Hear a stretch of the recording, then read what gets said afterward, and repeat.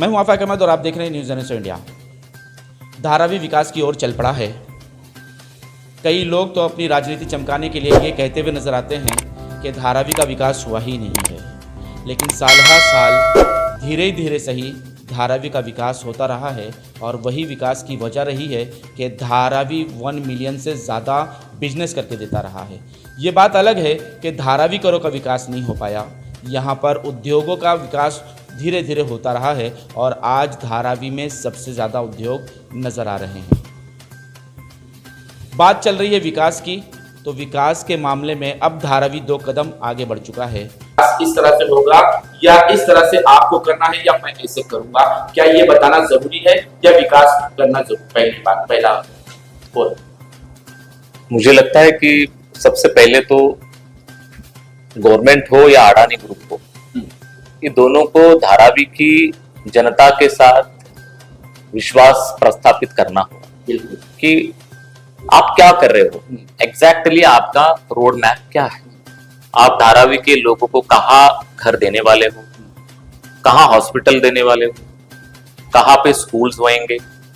देखो, एक अगर एसआरए प्रोजेक्ट है तो एसआरए प्रोजेक्ट का एक डेवलपर सबसे पहले वहां की जो झुपड़ी झुपड़ियों की जो बनी हुई कमेटी है उनको बोलता है कि मैं ये चीज आपको देने वाला हूं। उसी की तर्ज पर ही धारावी का विकास होना चाहिए कि हमें जनता को पता होना चाहिए धारावी की आप एग्जैक्टली हमको धारावी के अंदर क्या देने वाले हो और किस स्वरूप में देने वाले हो। शायद इसी के कारण धारावी की जनता कंफ्यूज है और मुझे तो लगता है कि ये कंफ्यूजिंग अगर मिट जाए तो विकास करने में किसी प्रकार की बाधा नहीं है, क्योंकि धारावी के लोग भी विकास चाहते हैं, साफ सुथरे घरों में रहना चाहते हैं।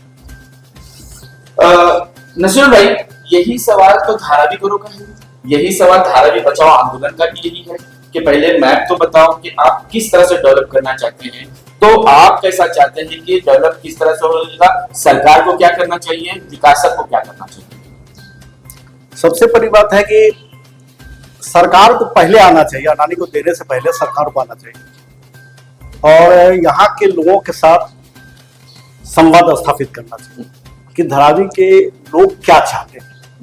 धारावी के लोग विकास के खिलाफ नहीं है, वो विकास चाहता है, वो चाहता है उसके अच्छे घर मिले, अच्छा टॉयलेट मिले, अच्छा जो स्कूल मिले, अच्छा कॉलेज मिले, हॉस्पिटल हो, रोड हो, सब कुछ चाह रहा है। और धारावी का इतना बड़ा जगह है, इसमें सब कुछ पॉसिबल है, तो सरकार को आना चाहिए था पहले और बात करना चाहिए धारावी के लोगों के साथ और संवाद स्थापित करना चाहिए। लेकिन उन्होंने आने से पहले ही, चाहे जो भी सरकार हो, कोई सेट लिंक को दिया, कोई अडानी को दिया।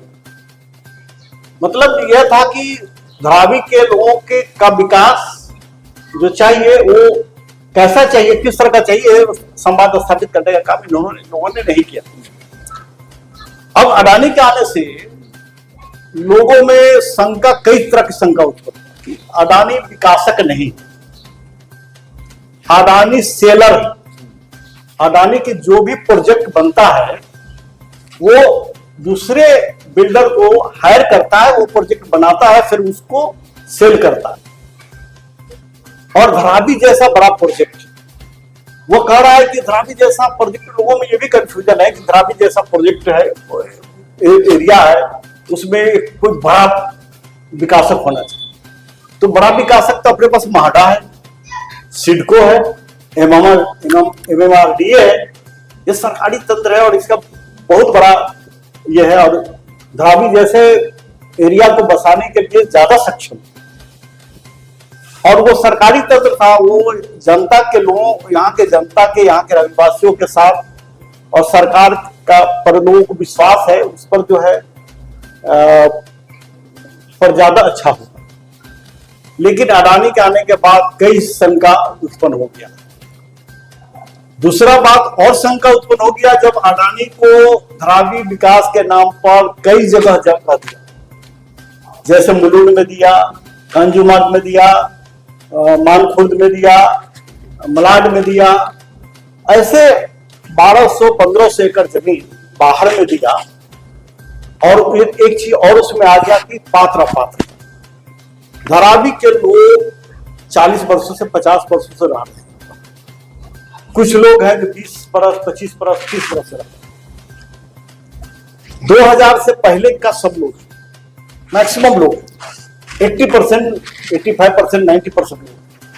लेकिन कागज का जो प्रक्रिया होता है वो उसके बाद शुरू हुआ है कि बहुत सारा लोगों के पास आधार कार्ड भी बाद बना है, वोटर आईडी भी, पुराना वोटर आईडी किसी के पास होता नहीं, घर का पेपर सब भी बहुत लोगों के पास कम था। वो सब जब मालूम पड़ा कि ये कुछ हो रहा है, सर्वे भी हुआ है, तो 2000 में सर्वे हुआ है, 2008 में सर्वे हुआ है, तो इस बहुत सारा कागज लोगों के पास नहीं है, तो ये प्रक्रिया खत्म करना चाहिए था। बट सर अभी इन्होंने एक सवाल उठाया है, वो ये सवाल उठाया है कि बाहरी जमीन देना क्यों? क्या जरूरत है बाहर देने की जमीन को, या उसे हटाकर भी हम विकास कर सकते हैं? बाहरी जमीन मतलब जैसे कि हम देख रहे देवनार की जमीन है, वडाले की जमीन है, सॉल्टेंट वगैरह जो दी जा रही है और कहा जा रहा है कि धारावी करो का वहां विकास होगा। देखिए भाई, मुझे तो लगता है कि बहुत सारी अफवाहें भी पसर रही हैं। अफवाहों पर अभी विश्वास रखना, मुझे लगता है उस पर चर्चा करना ठीक नहीं। हमें डायरेक्टली जो डेवलपर है या गवर्नमेंट है वो सीधे सीधे हमसे बात करे। कौन बात करेगा सर? यही तो सबसे देखो, हमारी धारावी की जनता की यही मांग है हाँ। कि जो इसमें गवर्नमेंट बीच में है और अडानी सामने खड़ा है, धारावी के मुख्य लोगों के साथ बैठकर एक कमेटी स्थापित करे, सभी लोगों की, धारावी के एक मुख्य लोगों की, जो भी सामाजिक कार्यकर्ता है, जो भी राजनीतिक कार्यकर्ता है, अभी की वर्तमान एमएलए है, एमपी है, सभी क्षेत्र के लोगों को इकट्ठा करके हमें एक अच्छी कमेटी फॉर्म करके उनके साथ बिठा के हमारे को विश्वास में लेकर सीधी सीधी बात करें। एक बढ़िया सा पूरे धारावी के अंदर होर्डिंग्स लगे और होर्डिंग्स पर आप क्या देने वाले हो, हमारा ये रोड मैप है, हम ये चीजें आपसे अपेक्षा करते हैं। ये मतलब आपका जो सुझाव है, मैं तो कहता हूँ बहुत ही बेहतरीन सुझाव धारावी करो के लिए है।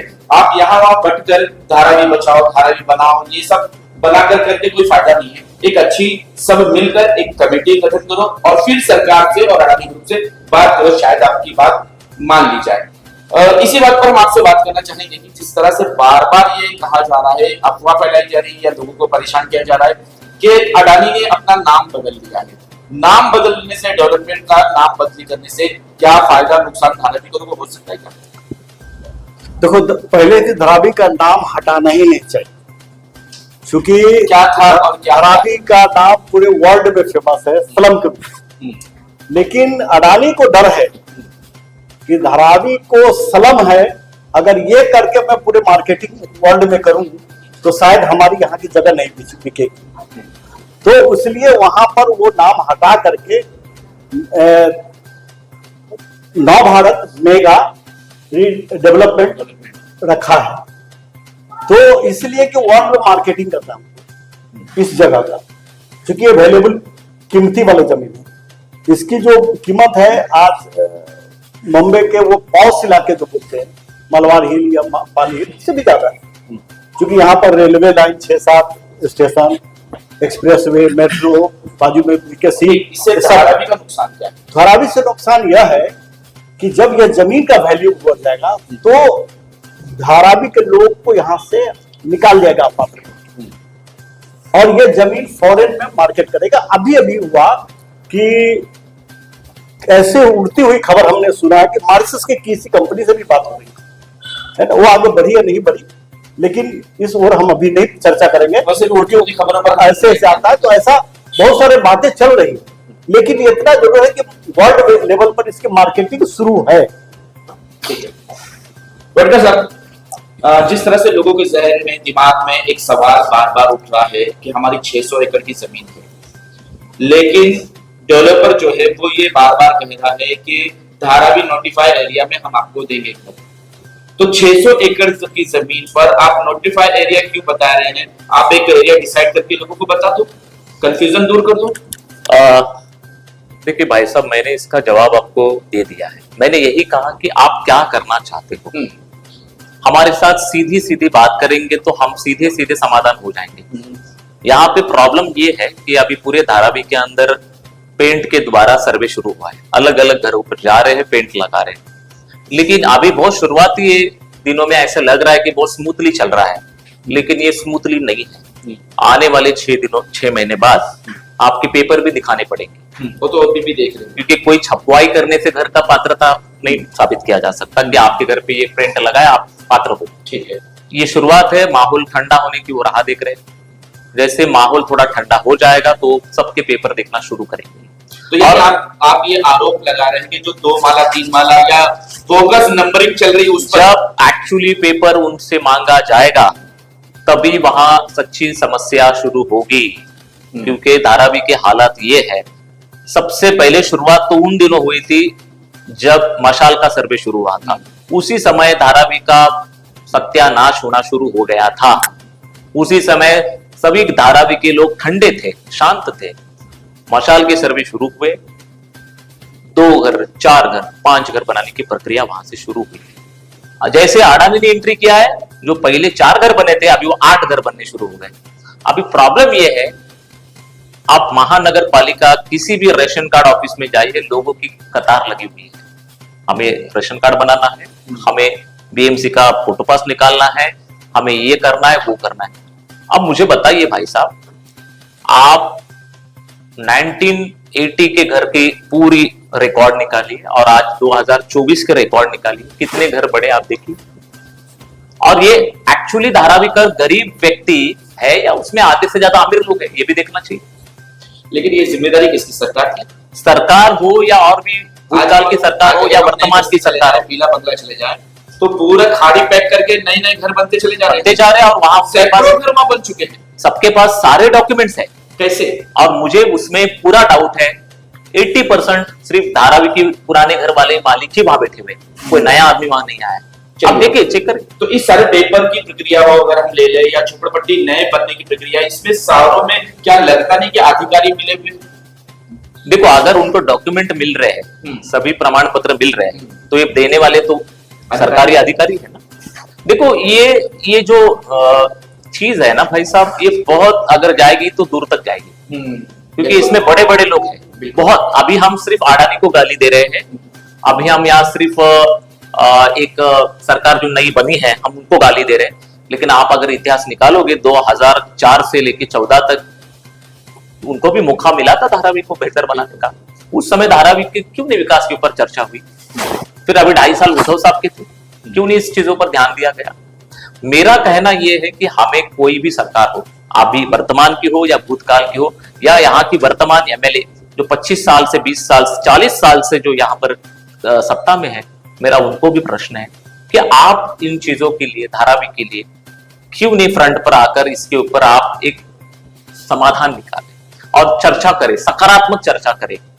अब देखें जिस तरह से स्ट्रक्चर पर स्ट्रक्चर बनते चले जा रहे हैं और नंबरिंग में फोकस होते चले जा रहे हैं, तो ऐसे में क्या होने वाला है? क्या धारावीकरों को उनके पेपर के हिसाब से घर मिलने वाला है या नंबरिंग के हिसाब से वो कहेंगे कि सर्वे में हमारा नंबर है? नंबर तो डालने के लिए एक दबाव बनाया जा रहा है। जो लोग नंबर करने के लिए आते हैं उन पे नेताओं को फोन आता है कि नंबर डालो ना, जब सर्वे नहीं करने देते।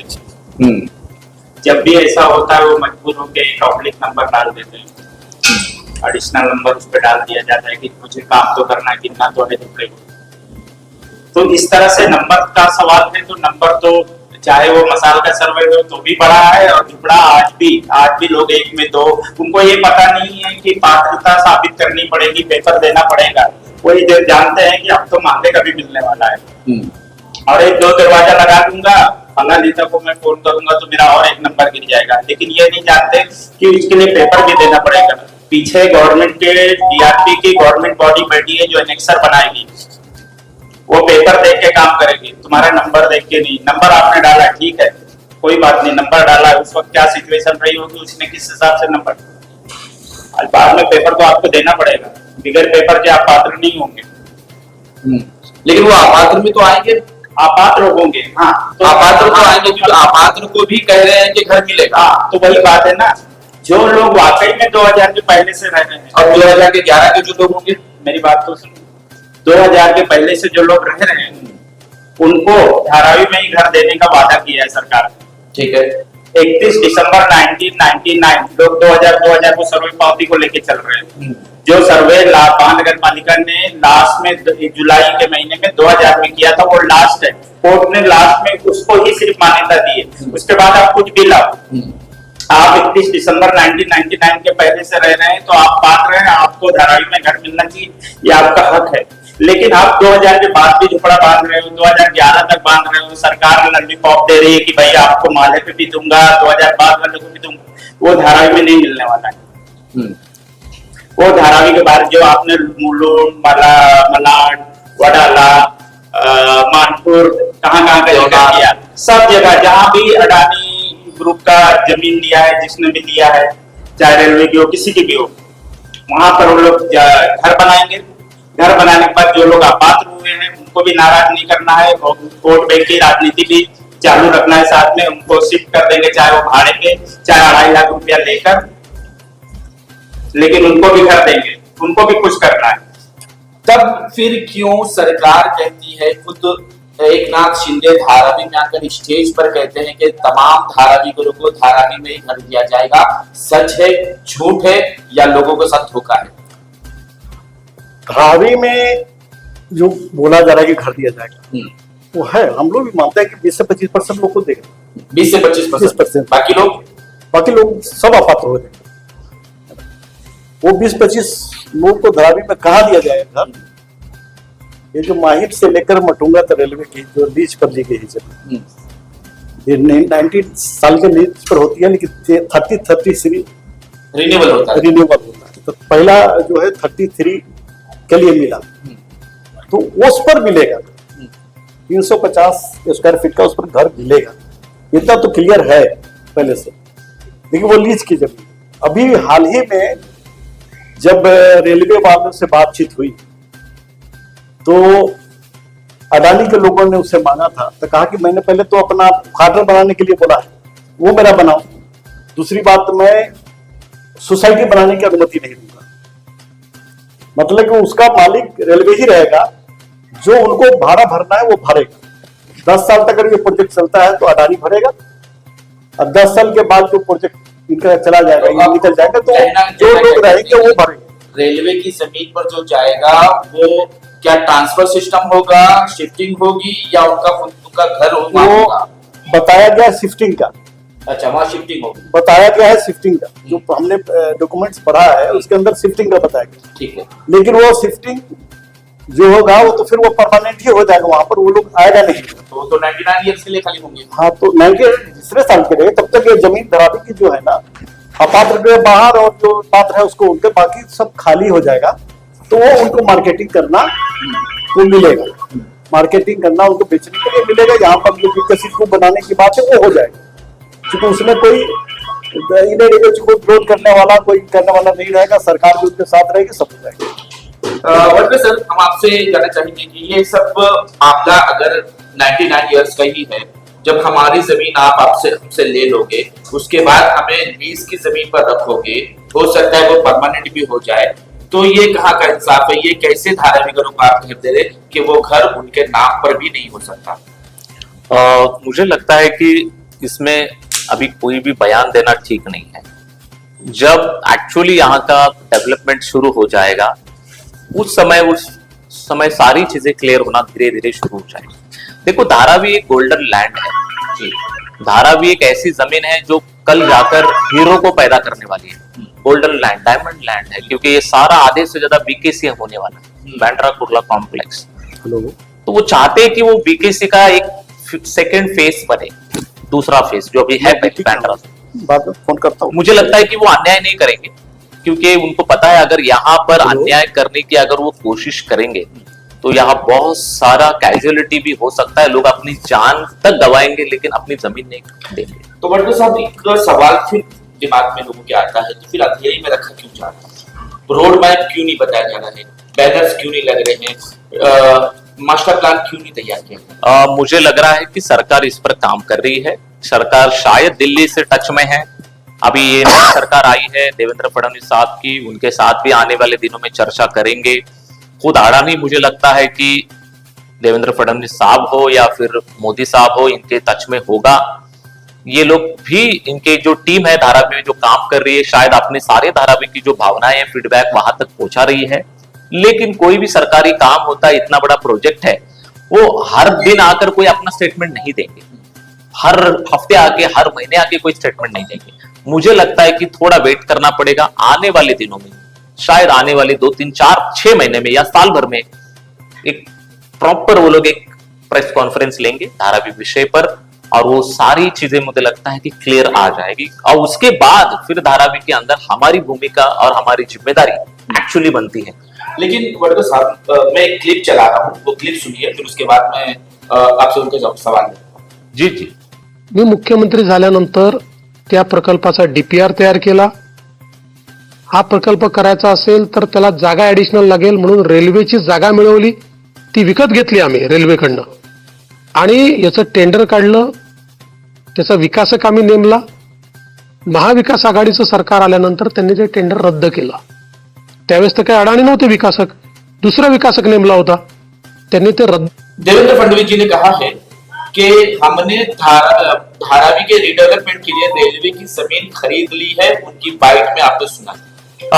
मुझे लगता है कि मैंने जहां तक सुना है उसमें उन्होंने ऐसे कहा है कि ये ट्रांजिट कैंप के जैसे आपको शिफ्टिंग के लिए, क्योंकि अगर यहाँ की झोपड़े टूट जाएंगे तो वहां पे एक पर्यायी व्यवस्था निर्माण करने के लिए वो जमीन ली गई। नहीं सर, ऐसा उन्होंने कुछ नहीं कहा। मुझे लगता है कि ऐसा ही होना चाहिए, क्योंकि अभी तक देखो आप शाहू नगर का उदाहरण लेंगे, एक जमाने में शाहू नगर भी ट्रांजिट कैंप था, लेकिन कुछ दिनों के बाद वो ट्रांजिट कैंप को उन्होंने परमानेंट बना दिया।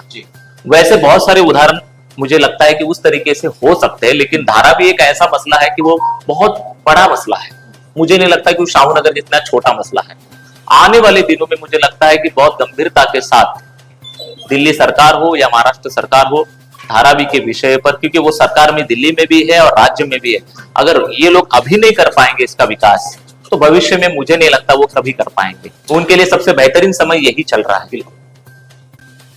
नसीर भाई, कुछ लोग धारावी के जब उनको समझ में नहीं आ रहा कि कैसे हमारा विकास होगा, तो वो कई और इंजीनियर से अडानी के मिल मुलाकात कर, तो उनसे एक सवाल हुआ कि भाई हमारी मंदिर का क्या होगा, हमारी मस्जिद का क्या होगा, हमारे शमशानों का क्या होगा, कब्रिस्तानों का क्या होगा। तो इस पर उनको जवाब मिला है कि ये जो कब्रिस्तानें हैं, ये जो मंदिरें हैं, जो मस्जिदें हैं, इस पर हमारा कब्जा होगा, और जब हम आपको डेवलप करेंगे, जहां भी आपको शिफ्ट करेंगे, वहां हम आपको बनाकर दे देंगे। तो मेरा उस पर यह सवाल है कि जिस तरह आज धारावी में मंदिरें खड़ी नजर आ रही हैं, मस्जिदें नजर आ रही हैं, क्या वही कंडीशन में आप वहां बना कर दोगे, या आप जिस गाले में दोगे कि ये मंदिर ये ले लो, ये मस्जिद ये ले लो, ये तुम संभालो? ये तो जवाब देना चाहिए था अडानी के लोगों के, किस हालत में देने वाला और कहाँ देने वाला। ये वो हम लोग तो शुरू से ही कर रहे हैं कि मंदिर और मस्जिद एक ऐसा चीज है जो शिफ्टिंग नहीं होता है। भगवान और खुदा का जो घर है जो जहां है वही रहता है। जहां बनेगा अगर वो तो नई चीज होगी, और नई चीज तो लोग अपने से बनाते हैं। अरे लेकिन सवाल ये भी उठता है कि आपके कहने के मुताबिक अगर 25% वहां रह रहे हैं रेलवे क्वार्टर में, जैसे रेलवे की जगह पे आप 25% होंगे, तो उनके लिए मंदिर मस्जिद वहां बन जाएगी, लेकिन जो विस्थापित होकर जाएंगे, जो यहाँ से जाएंगे, उनका क्या उनको भी बना के मिलेगा? उनके लिए भी कॉलेज होगा क्या? उनके लिए भी अस्पताल होगी क्या? उनके लिए भी तमाम सुविधा होगी क्या? इनके जो प्रोजेक्ट है उसमें मंदिर मस्जिद के बारे में कोई चर्चा नहीं। उसके लिए अलग से कमेटी गठन की गई। वो तो सर्वे के लिए कि कितना मस्जिद है, कितना मंदिर है, क्या है, वो सर्वे करके बताएगी, उसके बाद फिर प्रस्ताव होगा। लेकिन अभी तक जो उसमें नहीं है, वहाँ उसमें तो व्यवसाय के लिए जो यहाँ पर धारावी के अंदर व्यवसाय चल रहा है, उसके लिए भी कोई ये नहीं है। हो सकता है कि बाद में उसके लिए भी अलग से जो जनता का प्रेशर हो, लोगों को आंदोलन होगा, यहाँ के व्यापारी अगर कुछ करेंगे या लड़ाई लड़ेंगे, तो फिर उनके लिए भी हो सकता है ना, कि ठीक है कितना ये है उसको सर्वे कर लो, और फिर उसके लिए बॉम्बे में कहीं और जगह देखेंगे, फिर वहां पर इंडस्ट्री बसाएंगे, ऐसा भी हो सकता है। तो आप ये कहना चाह रहे हैं कि 100 साल पुरानी हमारी मस्जिद और मंदिर जो है वो दुविधा में है, खतरे में तो है। सर यही सवाल आपसे भी है कि क्या होगा वो शंकर की मंदिरें जो 100 साल पुरानी है, वो मस्जिदें जो मेन रोड पर 100 साल 150 साल पुरानी है, उनका क्या होगा? देखिए, ये प्रोजेक्ट बहुत कॉम्प्लिकेटेड है, बहुत ही कॉम्प्लिकेटेड प्रोजेक्ट है। आप सिर्फ मंदिर और मस्जिद चर्च की बात कर रहे हो, लेकिन मेरा एक प्रश्न है कि ये कोलीबाड़ा कुंभारवाड़ा, वो भी अगला सवाल है। इनको डीआरपी के बाहर रखा गया है, और कोलीबाड़ा में तो आप अभी जाके चक्कर लगाओ, वहां पे तो उन्होंने आरसीसी के बड़े बड़े कंस्ट्रक्शन खड़े किए, आरसीसी के कंस्ट्रक्शन उन्होंने खड़े किए, और उन्होंने कुछ जमीनें भाड़े पे दी है, कुछ डायरेक्टली बेच दी है। आप जिनको बेची है उन्होंने बड़े बड़े 5-5, 6-6 मालों के लगभग 50-50 घर बांधे हैं और 50-50 घरों में उन्होंने बेच दिए, उनको मालिकाना हक नहीं दिया लेकिन बेच दिया है 50 लाख में, 40 लाख में। अब इन लोगों को कहाँ ये लोग करेंगे, इनका कैसा विकास ये करेंगे? भी मेरा अगला सवाल था। ये बहुत ही कॉम्प्लिकेटेड प्रोजेक्ट है। या तो ये प्रोजेक्ट बनेगा तो शायद बहुत ही बड़े युद्ध जैसे वातावरण के बाद ही ऐसा कुछ हो सकता है, नहीं तो ये लोग भाग जाएंगे, बोलेंगे भाई दुनिया को बनाऊंगा लेकिन धारावी को नहीं। बना सकता हूं। लेकिन अडानी साहब ने कहा है कि मेरी उम्र ज्यादा नहीं है, 10-15 साल में 10-5 साल और जी सकता हूँ, लेकिन ऐसा कुछ करके जाना चाहता हूँ कि 100 साल तक लोग धारावी को देखें। सही बात है, ये इनकी मैं उनकी भावना का सम्मान करता हूँ, ऐसा हो तो बहुत अच्छा है, हमें भी खुशी है। लेकिन यहाँ पे इतने मसले हैं कि कौन कौन से मसलों को ये सॉल्व करेंगे, और यहाँ के ठंडे दिमाग वाले लोग नहीं है।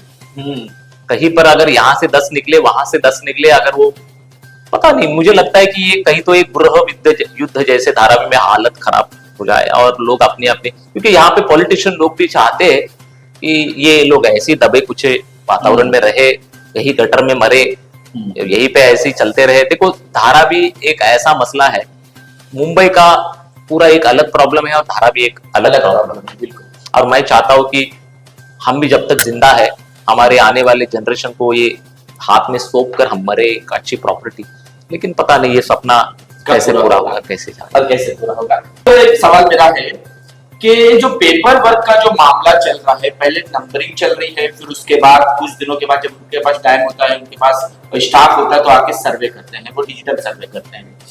इसमें क्या वो नीचे का डॉक्यूमेंट अलग मांग रहे हैं, ऊपर का डॉक्यूमेंट अलग मांग रहे हैं, या दोनों एक ही डॉक्यूमेंट पर सर्वे कर रहे हैं? ये किस तरह का सर्वे है कि पात्रता के लिए ऊपर और नीचे वालों के लिए क्या चाहिए? सबसे पहले तो ये तुम्हारा जो घर है, जो आप नीचे रह रहे हो, मैं नीचे की बात कर रहा हूँ, नीचे आप रह रहे हो, जब से भी रह रहे हो, आप 2000 के पहले से रह रहे हो या 2000 के बाद का, आपका बायोमेट्रिक होगा, आप उस घर में रह रहे हो, वो ओरिजिनल पार्टी, वो खुद का हुआ उसका, उसके लॉक पे वो किसी को भाड़े पे दिया है, या उसकी बहन, बेटी, माँ, बच्चा, कोई भी जो अलग से, जैसे छोटे 10 बाई 10 के घर में 2-2 फैमिली नहीं रह सकती ना, लॉक पे भी बना के रह रहे हो, तो लॉक पे रह रहा है। तो उसके लिए क्या किया जाता है कि बायोमेट्रिक जो होता है नीचे वाले का अलग होता है, लॉक वालों का अलग होता है। नीचे वाले का वो जो जीनियन नंबर का मतलब होता है जो सैटेलाइट से पिक्चर इमेज लिया गया है, जो स्ट्रक्चर है उसका। उसके बाद लॉक का F1। तो वो लॉक पे जो लोग रह रहे हैं, अगर वो धारावी में ही रह रहे हैं और बहुत साल से रह रहे हैं और उनके पास घर नहीं है, चाहे वो भाड़े से रह रहे हो या उनका ही रिलेटिव हो, जो नीचे रह रहा है उनका ही रिलेटिव हो सकता हो, बेटा भी हो, भाई भी हो, कोई भी हो सकता है। अगर वो उसके बाद भी पुरावा है, वो रह रहा है, तो इनकी एनओसी दी जाती है नीचे वालों की कि भाई अगर मैं इनको ये रह रहे हैं इतने साल से, इनको भी घर देते हैं, तो ये अगर नीचे वाला एनओसी देता है कि भाई मुझे कोई ऑब्जेक्शन नहीं अगर आप इसको घर देते, तो इस तरह से सर्वे। तो उनको पात्रता होगी मिलेगी या अपात्र? वो अपात्र लॉक को बिल्कुल यहाँ अगर लॉक के पास 2099 का जिसे तुमने कहा पुरावा है, तो अगर वो खुद 2000 के पहले से रह रहा है और उसके पास पुरावा है, तो यहाँ उनके पास एक कॉलम है, स्पेशल केस बनता है कि इसको भी धारावी में ही घर मिलना चाहिए। ठीक, क्यों? चलिए, अभी भटकर साहब ने बताया कि कई ऐसी ऑफिस है जहां पर लोगों की लाइन लगी हुई है, चाहे राशन कार्ड की ऑफिस है, पासपोर्ट की, फोटो पास की ऑफिस अगर हम ले लें, या और भी कई ऐसी लाइट बिल पे मीटर लगाने का मामला चल रहा है। लोग अपने लॉक का हो या दूसरे 1 से 2 घर बनाने का डॉक्यूमेंट तैयार कर रहे हैं। तो ऐसे में क्या फोटो पास की जरूरत है? 1-2 लाख रुपया खर्चा करके जबरदस्ती फोटो पास बनवाना? कोई फोटो पास की जरूरत नहीं है। लोग फोटो पास बनाने के लिए 1.5-2 लाख रुपया दे रहे हैं, जबकि आप फोटो पास को देखोगे पीछे बाकायदा लिखा रहेगा कि ये फोटो पास जिस दिन डेवलपर चाहेगा उस दिन वो फोटो पास अपने आप रद्द हो जाए। इस आपको पुरावा, आप वहां रह रहे हैं, आपके पास हो सकता है लाइट बिल हो, तो आप वोटर हो, अगर आप वोटर है तो सबसे बेस्ट पात्र होने के लिए।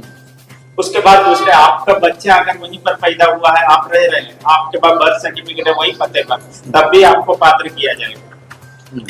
कितने डॉक्यूमेंट होंगे जिनके अंदर उसको लोगों को देना पड़ेगा पात्रता के लिए? जो जर्नल होता है, आधार कार्ड, पैन कार्ड, तो साइड में रख दो। आप 2000 के पहले का एक पुरावा आपको देना पड़ेगा, चाहे वो लाइट बिल हो, चाहे इलेक्शन में नाम हो, चाहे लास्ट में आपके पास 2000 में जो महानगर पालिका ने सर्वे किया है वो पावती हो। और अगर किसी के पास बीएमसी की पावती हो कि उसने भाड़ा भरा था 2000 के पहले का, बीएमसी उसको ऑथोराइज नहीं करती, उस पर बीएमसी अपने पावती पे पात्र नहीं करती है। बीएमसी अपने 76 में दिया हुआ फोटो पास को पात्र नहीं करती है।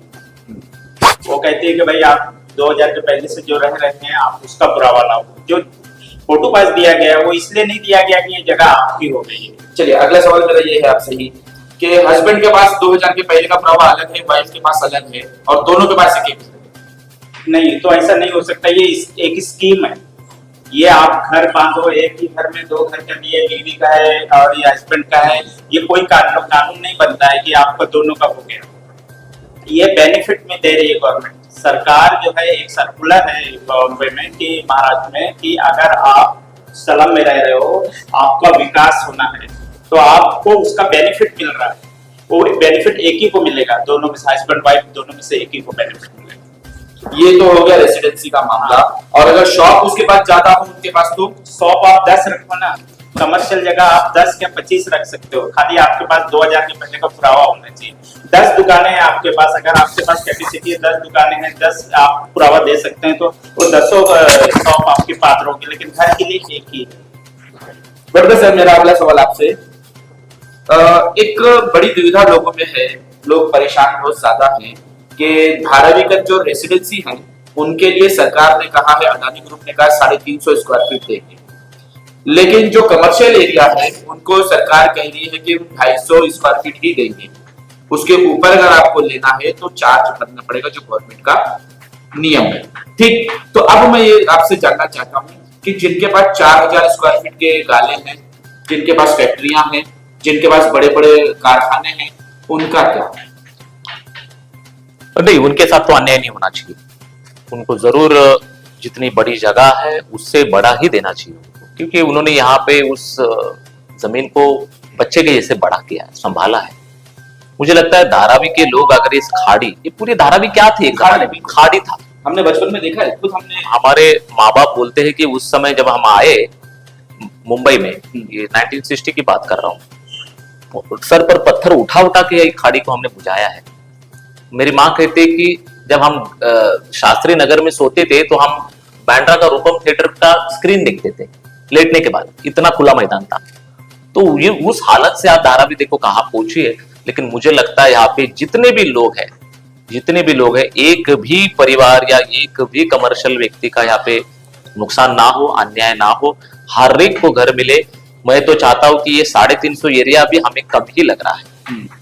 हम उनके हाथ में इतना बड़ा गोल्डन लैंड दे रहे हैं, ये तो 350 का एरिया का कैसे रहेंगे? मुझे लगता है कि कम से कम धारावी के लोगों को 500 का एरिया तो मिलना ही चाहिए। लेकिन ये भी नाइंसाफी हो रही है ना। ये वाइटल पब्लिक वाइटल प्रोजेक्ट है, ये स्पेशल प्रोजेक्ट है, और वर्ली में एक प्रोजेक्ट हो रहा है जो नॉर्मल प्रोजेक्ट है, वहां 500 स्क्वायर फीट दिया जा रहा है, और धारावी को देखो के बावजूद 350। बात यह है कि तक पॉलिटिक्स भी हो रही है। अब ये क्रेडिट की बात हो रही है। मुझे नहीं लगता कि पॉलिटिक्स की वजह से आम धारावीकर का नुकसान हो।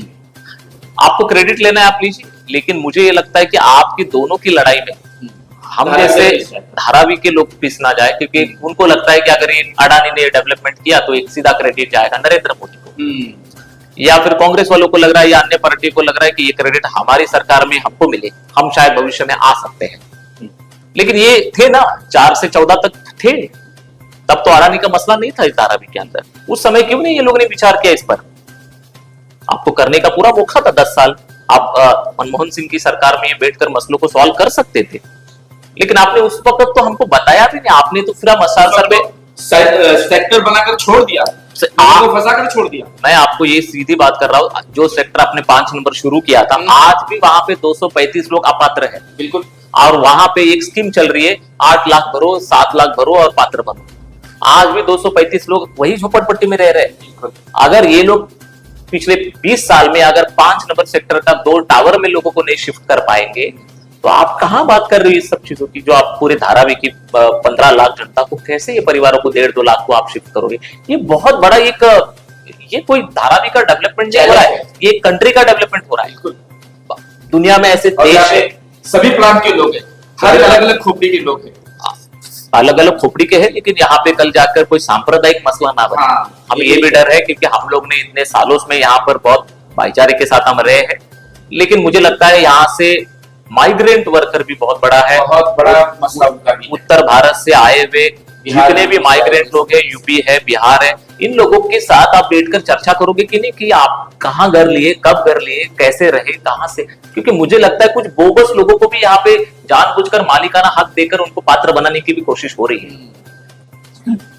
नसीब भाई, एक डेवलपमेंट जब डेवलप करता है तो वो ग्रीन एरिया जरा देखता है, ध्यान देता है, लेकिन आज अडानी जी के जो विकास चल रहा है, वो तालाब को भरा जा रहा है, वो झाड़ों को काटा जा रहा है, सैकड़ों झाड़ ऐसे हैं जो हरियाली दे देते, ताजा हवा देते, उनको काटा जा रहा है, जलाया जा रहा है। क्या वन विभाग इस पर भी खामोश रहेगी या वो भी कोई न्याय करेगी धारावी करो के साथ? वन विभाग भी तो आज सरकार का ही है। जो काटा जा रहा है, तो जो काटने वाला है उसको भी काटने के लिए सरकार दिया है। तो उस पर कोई नियम लागू होगा? जबकि ये वन विभाग का काम है, जो काट रहा है उसको आके देखने का, उसको रोकने का, उसको क्या है, तो पर्यावरण का सवाल है। धारावी के लोगों को पहले से गंदगी है, उसमें थोड़ा सा पेड़ से स्वच्छ हवा मिल जाता है, उसको भी और उसके बाद वो माहिम के लोगों को भी मिलता है, दादर के लोगों को भी मिलता है। जिस जो पेड़ है उससे स्वच्छ हवा सब चारों तरफ जाता है, और जो इधर की गंदगी है उसको भी वो सोखता है ना। तो ये तो सरकार को भी सोचना चाहिए कि हम दे रहे हैं जो अडानी को ये रेलवे की जमीन, इसमें पेड़ को कैसे बचाएं, किस तरह से पेड़ लोग यहाँ पेड़ लगाने की बात करता है, जंगल लगाने की बात होता है, लेकिन इस पर बिना सोचे हुए और इसको दिया गया। और अडानी जो डेवलपर है उनको पेड़ से कोई मतलब नहीं हो तो पेड़ काट कर बनाए, वो तो चाहेगा उसको पैसा कमाना, उनको हर जगह से पैसा नजर आता है, वो पैसा लेना है, तो उसके लिए पेड़ का इंपॉर्टेंस नहीं है। लेकिन हमारी जनता के लिए, सरकार के लिए, सबके लिए इन पर जो वन विभाग है उसके लिए ही वो डिपार्टमेंट बना हुआ, उसको सोचना चाहिए। दूसरी बात एक और चीज बात रहा हूँ, मैं आज के दिन में जो ऊपर का मालिया है उसका जो सर्वे हो रहा है, किसी का घर अंदर से सीढ़ी है, खुद अडानी वाले बोलता है कि पीछे से सीढ़ी लगा। कई केस हमको सुनने में आया और कई जगह पर चर्चा हुआ है कि कहता है पीछे से सीढ़ी लगाओ तो ऊपर का हम जैसे नंबर डाल करके उसको ले लेते हैं, है ना। तो ये खुद ये सजेशन तो अडानी के लोग दे रहे हैं, है ना।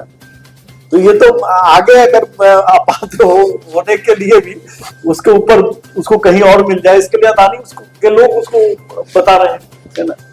और एक घर से दो घर करना, ये करना, सब जो ये है अडानी है। और अडानी के साथ जो मोहल्ले के कुछ दलाल लोग हैं उनके लोगों के साथ टच में और वो जुड़ा हुआ, वो सब बता रहा। कागज का जो जाने के लिए जो भीड़ लग रहा है उसमें भी वो दलाल लोग है ना, वो लेके जा रहा है और उधर पैसा ले रहा है, कुछ साहब को दे रहा है, कुछ अपने पॉकेट में रख रहा है, तो ये कमाई चालू है। धारावी की जनता से हमारा एक निवेदन है, गुजारिश है कि इस तरह के दलालों के बहकावे में ना आए।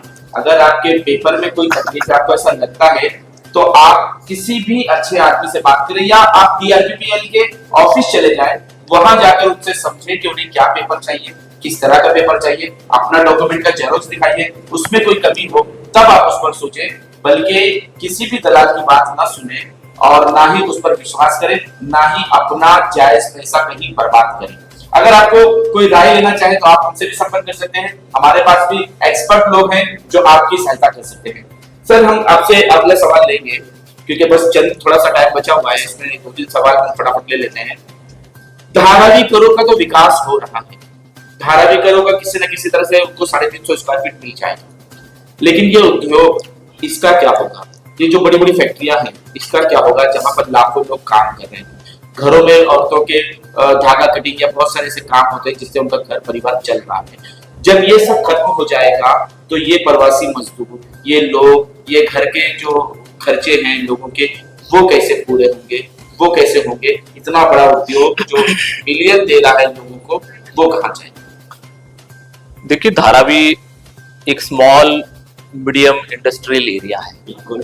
और इसमें मैंने जहां तक मुझे याद पता है 4.5 से लेकर 5,000 तक छोटे छोटे उद्योग चलते हैं जी। और इस पर मुझे लगता है कि लाखों लोगों का पेट चल रहा है। कई में हम इंक्लूड कर लें कि पापड़ वाले भी, मटके वाले भी, कुम्हार और कभी क्योंकि उनकी पूरा एक समूह है, उनका पूरा एरिया है, उनका भी चलो क्या होगा, क्योंकि DRPAPL ने साफ कहा है कि पोल्यूशन वाले तमाम उद्योगों को धारावी में नहीं बसाएंगे। अगर वो नहीं बसाने की चर्चा कर रहे हैं तो पर्याय क्या है वो भी बताइए।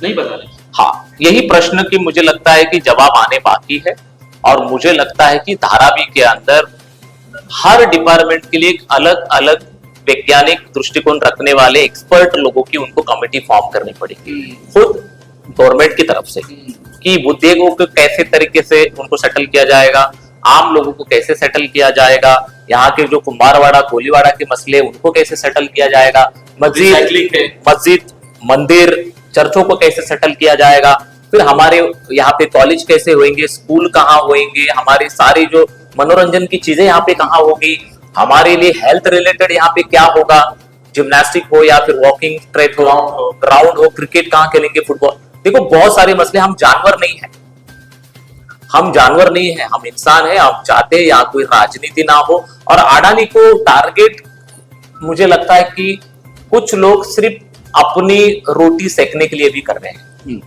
पता नहीं, उनको वहां से गाली देने के बाद शायद और उनको लगता है कि हम अलग तरीके से फेमस हो जाएंगे। सर उनकी भी तो कुछ गलतियां हैं ना, क्योंकि वो उनके खुद अधिकारियों को पूरी जानकारी नहीं है। देखिए वो जो लड़के खुद नहीं पता, वो जो लड़के आज सर्वे कर रहे हैं वो सारे लड़के धारावी के स्थानिक लोग हैं, उनका कोई गलती नहीं, वो अपना एक रोजगार मिला है वो कर रहे हैं। अब देखो जो जहाँ पे रोजगारी करेगा वो मालिक की तो वो गुणगान करेगा, उसका काम करेगा। मेरा प्रश्न ये है, जो कि मैं DRPAPL वालों से भी मैंने बात की है, मैंने उनसे कहा कि जब सर्वे की एक टीम जाती कहीं भी तो उनके साथ अपने किसी एक आदमी को भेजो जिसको सारी जानकारी हो, वो सारे प्रश्नों के उत्तर दे सके ताकि लोग उनको बुरा ना करें। उनके पास जवाब ही तैयार नहीं तो वो कहां से लोगों को भेजेंगे? यही मैं कहना चाहता हूँ कि इनको भी नहीं पता है, उनके पास उत्तर ही नहीं है। हाँ। ये उत्तर जिस दिन आ जाएंगे ना, उस दिन धारावी के आधे से ज्यादा मसले सॉल्व होना शुरू हो जाएंगे, लेकिन सारे उत्तरों से लोग समाधान नहीं होंगे। प्रैक्टिकल ये प्रोजेक्ट आप लोग बताइए, ये मंदिर मस्जिद चर्च के मसले हो या फिर DRP के बाहर रखे हुए कुंभारवाड़ा हो या कोलीवाड़ा हो या फिर ये 4,500-5 हजार उद्योग हो या फिर हमारी मनोरंजन की चीजें हो या फिर हमारे स्पोर्ट्स के रिलेटेड, हेल्थ के रिलेटेड, हमारी बहुत सारे मसले हैं भैया। यहाँ पे लीगल इनलीगल अगर आप देखेंगे तो 17 लाख लोग यहाँ रहते हैं, 17 लाख लोगों का यहाँ पे जीवन चलता है। और जो माइग्रेंट वर्कर यहाँ पे आया हुआ है, जो अभी जिन्होंने घर खरीदा है, जो 5 साल में 3 साल में, उनका क्या करेंगे आप? और जो आप अपात्र लोगों को बोल रहे हो कि बाहर लेके जाएंगे, तो उनको आप फ्री में घर दे रहे हो या उसके ऊपर एडिशनल खर्चा लगा रहे हो या पैसा ले रहे हो, उनके भी प्रश्न के जवाब आना बाकी है। मुझे ऐसे लगता है कि ये प्रोजेक्ट ये बोल रहे कि 17 साल 20 साल तक ये चलेगा, लेकिन जहां तक अभी जितने भी कॉम्प्लिकेटेड जो भी प्रश्न आ रहे हैं इसका उत्तर नहीं आ रहा है, मुझे नहीं लगता कि आने वाले 25-30 साल तक तो ये प्रोजेक्ट खत्म होगा। नसीर भाई, देवेंद्र फडणवीस जी कहते हैं कि हम नहीं चाहते हैं कि जो लोग यहाँ से विस्थापित हो, जो यहाँ से जिनको हम हटाएं, वो जाकर कोई दूसरी धारावी बनाए। इसलिए हमने ऐसा किया है कि उनको अलग से घर बनाकर दे रहे हैं और उसमें उनको किराए पर घर देंगे हम। तो मैं सिर्फ इतना आपसे जानना चाहता हूँ, देवेंद्र फडणवीस जी की जो बातें हैं, यहाँ से धारावी वो दूसरी जगह धारावी बनाएंगे तो आप जो फ्लैट बना कर दोगे वो भी तो धारावी होगा, धारावी के ही लोग वहां जाएंगे। तो धारावी के लोगों को यहाँ से हटाने की जरूरत क्या है? बिल्कुल, नाम सिर्फ धारावी नहीं होगा, लेकिन जो जगह लिया गया है जैसे डंपिंग वो ग्राउंड धारावी के नाम पर, और जो साल्ट लेक बैंक या वो अक्सा बीच का जो मैंने लिया गया, वो जमीन दलदली है, वहां पर बिल्डिंग नहीं बन सकती। टेक्निकली अब सब समझते कि बिल्डिंग नहीं बन सकती। 2 माले 3 माले 4 माले 5 माले का चाल बन सकता है, लाइट मैंने घर बन सकता है, क्योंकि हाईवे बनेगा तो धस जाएगा। वो क्या कहलाएगा? वो भी तो स्लम ही कहलाएगा। 4 माले 5 माले का स्लम कहलाएगा, वो भी चाल कहलाएगा। तो वो तो धारावी रह गया, एक धारावी से दूसरा वो बन ही रहा है, बहुत सारा 8-10 तरह भी बन जाएंगे। हाँ, और उस पर भी अगर अडानी जी फिर जागे सोकर उठे और जागे और कहे कि भाई चलो ये खाली करो, मैं यहाँ भी डेवलप करना चाहता हूँ, हाँ, चूंकि अडानी के अंदर ही रहेगा, तब क्या होगा? वहां पर भी होगा। तो अभी संकट में तो है सब लोग, जब तक कि कोई क्लियरिटी नहीं होती है हाँ। संकट में है। मेरा सवाल, आखिरी सवाल है कि ये जो सर्वे हो रहा है, इस सर्वे में धाराविकरों को क्या करना चाहिए? उनको अपने डॉक्यूमेंट्स को किस तरह से संभालना चाहिए? किस तरह से जेरोक्स, किन किन चीजों का जेरोक्स निकाल कर सामने रखना चाहिए ताकि आसानी से उनका सर्वे हो और वो पात्र हो? अगर वो पेपर वर्क की बात हो तो पेपर तो किसी जमीन तीन लोगों की है, जैसे एक है महानगर पालिका की, एक है कलेक्टर की, तीसरी है लैंडलॉर्ड की। तो जो लैंडलॉर्ड की जमीन पर रह रहे हैं उनके लिए कोई अलग चीज नहीं है पात्र होने के लिए, जो कलेक्टर की जमीन पर रह रहे हैं उनके लिए पात्रता के लिए कोई अलग रूल नहीं है, जो बीएमसी की महानगर पालिका की जमीन पर रह रहे हैं उसके लिए भी पात्रता के लिए कोई अलग स्कीम या कुछ भी नहीं है। आप जब से रह रहे हैं, जब से आपके पास पुरावा है, पुरावा मतलब ये हो गया कि आप 2000 के पहले से शायद रहे, मैं ज्यादातर बात कर रहा हूँ 2000 के पहले, 2000 के बाद वालों को मैं एक्सेप्ट नहीं कर रहा हूँ। फिलहाल मैं काम कर रहा हूँ 2006 से। 2001 में मैं जब ये स्पार्क ने सर्वे करके थोड़ा सा रेलवे 10 फीट का 15 फीट का, तब से देख रहा हूँ। तो 2000 के पहले का ही मैं बात करूंगा, 2000 के बाद वालों को क्या होगा, वो क्या गवर्नमेंट या सरकार जो डिसीजन लेगी वो अलग चीज है। मैं सिर्फ उन्हीं को मान रहा हूँ जो 2000 तक धारा में रह रहे हैं, 2000 के पहले से।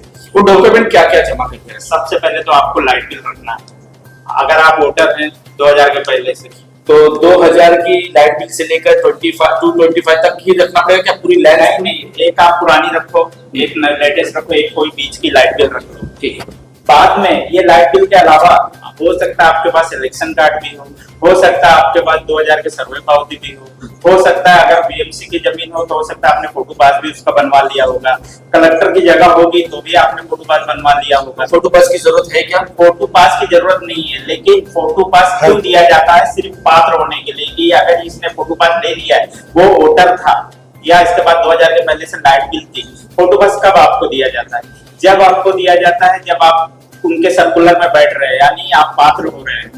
2000 के पहले से आप रह रहे हैं, जो सर्कुलर है 2003 में लाया है सरकार ने ओळख पत्र देने का। अगर आप 2000 के पहले से रह रहे हैं तो आपको सड़क का एक पहचान पत्र दिया जाएगा कि आप ये जगह पे इतने साल से रह रहे हैं। तो मेरे पास सारे डॉक्यूमेंट है लेकिन फोटो पास नहीं है, तो मैं क्या तो भी आप पात्र हो जाएंगे। बनाने की मुझे जरूरत है? नहीं, कोई जरूरत नहीं। यही जानना चाहते हैं कि लोग कहेंगे कि आप फोटो पास हो गया तो मेरा हो गया, ऐसा नहीं है। आपसे वही पेपर लिया है, फोटो पास के बावजूद भी आपसे लाइट बिल पूछा जाएगा, आपसे इलेक्शन में नाम पूछा जाएगा और कॉमन जो चीजें जैसे कि आधार कार्ड। एक और सवाल जो लोगों को बहुत ज्यादा सता रहा है, 2000 पहले की प्रॉपर्टी है, उसके पास उस प्रॉपर्टी का पुरावा है जो दूसरे के नाम पर है, मैंने उसे खरीदा है 2005, 2006, 2007 में। अब क्या उस प्रॉपर्टी का सर्वे होगा या मेरा सर्वे होगा? उसमें कौन कौन से डॉक्यूमेंट लगेंगे, मेरे लगेंगे या उस प्रॉपर्टी के लगेंगे? ये बहुत ही इंपॉर्टेंट है, लोग बहुत डरे हुए हैं। उसके घबराने के सबसे पहले वो स्ट्रक्चर पात्र होता है। स्ट्रक्चर 2000 स्ट्रक्चर क्या? स्ट्रक्चर घर है, वो स्ट्रक्चर जो घर है वो पात्र होता है क्योंकि वो 2000 के पहले से बसा हुआ है वहां पर। पहले 2000 के पहले से जो बसा हुआ स्ट्रक्चर है उसको दूसरे ने खरीद लिया, तो एक 4 नंबर का फॉर्म आता है आपको, 4 नंबर ट्रांसफर फीस भरी जाती है उसकी 40,000 रुपए। और जैसे कि मान लो अभी वो 2000 के पहले का है और आपने 2020 में खरीदा है, तो 2020 के बाद आपके पुरावे होने चाहिए 2020 के पहले का उस बंदे के पुरावे होने चाहिए, यानी दोनों को लगाना है, दोनों का पेपर लगाना है। और जो आपने कोर्ट से खरीदी बिक्री का केस है आपका, आपने एफिडेविट लिया है, पावर लिया है, सेल लिया है और फिर उसके बाद पहले पार्टी का जो भी पुरावा है आपके वजह से लाइट बिल हो गई, इलेक्शन में नाम हो गया, फोटो पास हो गया, बहुत सारी चीजें आती है उसमें। और उसके बाद आप रह रहे हैं तो आप बेसिक चीजें देंगे, आधार कार्ड देंगे या आपके पास आप वोटर उधर बन गए हैं, आपकी अपनी नई लाइट बिल हो गई है, तो उन दोनों को चीज को मिलाकर एक कंपनी 4 नंबर फॉर्म बीच में आपकी मदद करेगा कि आपको ट्रांसफर करना है ये केस को। ठीक, अगर किसी ने ट्रांसफर नहीं किया है, 4 नंबर केस फॉर्म नहीं भरा है, 40,000 की फीस नहीं भर पाई है और ऑनर का देहांत हो गया, उस दुनिया में अब नहीं है, अब कैसे करें?